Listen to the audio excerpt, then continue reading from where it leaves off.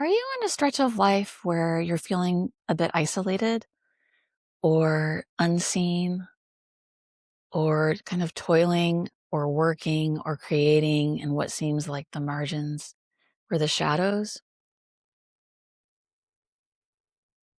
Well, I've been thinking about that a lot lately and just having kind of a recurring sensation of, okay, like I had a whole arc of life where there was like one model of what counted as success and achievement, and I got pretty good at it. And then my life changed a lot and had a lot of curveballs. And this was about a decade ago. And there was a lot of serendipitous things that fell into my life. There were a lot of things that were maybe failures on my part or a recalibration of what mattered most to me. And so I'm kind of like a decade on the other side of some of those junctures. And if you've been seeing any of my videos, I do a lot of exploration and practices with nature. And for me, that's because I've tried lots of different things.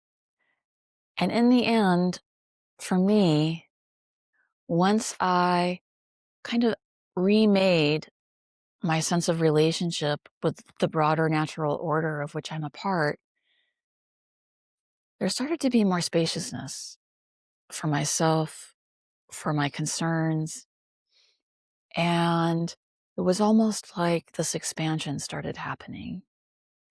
And that expansion also was making more room for me to kind of release some of my tendencies towards control or wanting to understand everything in a certain kind of way.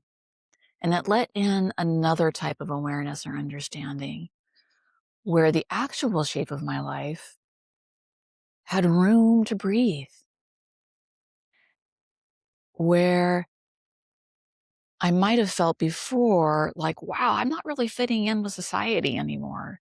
Like there's sort of these dominant forms of success. And I had kind of stepped away from that, but I hadn't quite found the new ground. And so there's like lots of wobbling when that happens.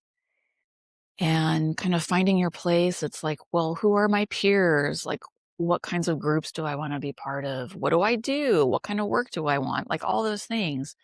What kind of mother do I want to be? What kind of writer do I want to be? And over time, the more that I've kind of loosened and kind of unraveled the sense of my position in the world that I had had, which was, to be honest, a pretty not self-centered as in only thinking about myself, but very much as like I was the agent of my life story and kind of the world was around that. And the last decade of my life has really, you know, unsettled that like a gigantic volcano underneath me, to be honest. Um, and it's really just been the greatest gift ever, even though there's been times where I've fought it every step of the way and still do. And so I come to simple nature practices. And the series I'm going to be doing now is called Tender Dignity. And that's sort of the phrase or the name that I've arrived at for this stretch of experience, kind of after all that disruption, where there's still a lot of not knowing. And rather than getting a little bit too anxious about it or self-judgmental or even like judgmental outwards, I'm trying to really just come back to tenderness and according myself dignity and the other beings around me, human and non-human, tender dignity as well.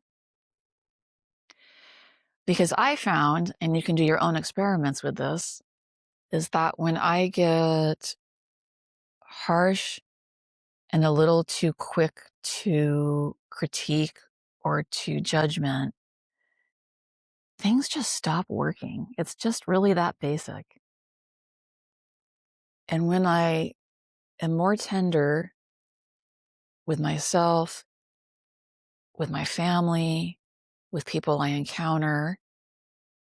And it's not to the point of, putting myself in harm's way, but just like that tenderness while sustaining dignity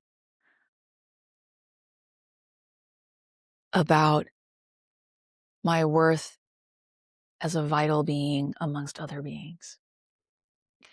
That there's a seismic shift that kind of cracks and ripples out into the rest of life. And it's actually a cumulative kind of thing.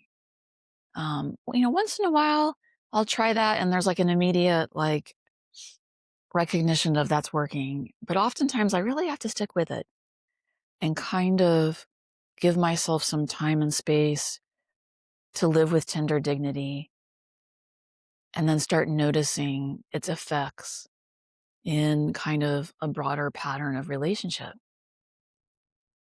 Well, what does that mean? You might be asking. What do I do with that? Well, my particular situation is that I'm in my early 50s. I have a young child that I had through basically a surprise pregnancy in my late 40s. And I used to be an academic and I stepped away from that because it was constricting who I was. And I wasn't quite believing in its aims anymore. So I've gone through a pretty both chosen and unchosen um, remaking of my life over the last 8 years, 8 to 10 years. And in that process, I've really, instead of being what one might think of as like an outdoor enthusiast, I used to be a rock climber and a hiker and a backpacker, and I did those more expedition types of things. And all that's still quite fun, although I don't do it as much as I used to. But I really stepped in this very different way of being with nature in very ordinary ways and to let nature show herself to me and for me to show myself to her and to notice all the forms of tender dignity that are around us all the time in the natural world. Something as simple as like a first sprout coming out of the ground that is trying to push through and root and meet the sky, or the way that a tree comes out of the ground has always fascinated me, that the ground is flat and then there's just this trunk coming out of it supporting this upper structure. I mean, that's just an amazing thing. How does that work? It's phenomenal. And yes, there's of course grand vistas in nature that we really marvel at. And so I've shifted a little bit to noticing these little moments of tender dignity in the natural world and how that might in turn support and kind of offer me clues to how can I recognize that in myself and the people that I live close with. Um, how do I respond to other beings around me with tender dignity? And there's no grand answer. It doesn't fix everything. There's an ebb and flow. I definitely have times when I kind of dip back into what I would consider like older patterns of maybe being too critical and judgmental and quick to be reactive. But when I kind of seed my days and seasons with these tender dignity moments, it's almost like a root system where each one connects to the next. And it might not be immediately visible, but over time, it does become something. And this is kind of the key is I live in the United States. Mainstream society doesn't really reward some of that type of growth. And so you really have to kind of find others who might be open to that kind of organic, cumulative, in the dirt under the surface, little by little, tendrils of growth and rerooting that you're trying to do. And also really entrusting earth and the dirt beneath you and according that dignity to the world around us. And something interesting starts to happen where earth herself becomes part of that network. And we might feel a little bit less alone and more a part of this really amazing pattern of belonging, such that whatever society thinks is successful or important kind of starts to have a different placeholder in life. And there's this other thing that we get to be a part of. So that's like a first little tender dignity, uh, reflective time. And give yourself some gentleness to go out with nature and look for clues of tender dignity at work around you and in yourself. Okay, see you next time. Bye.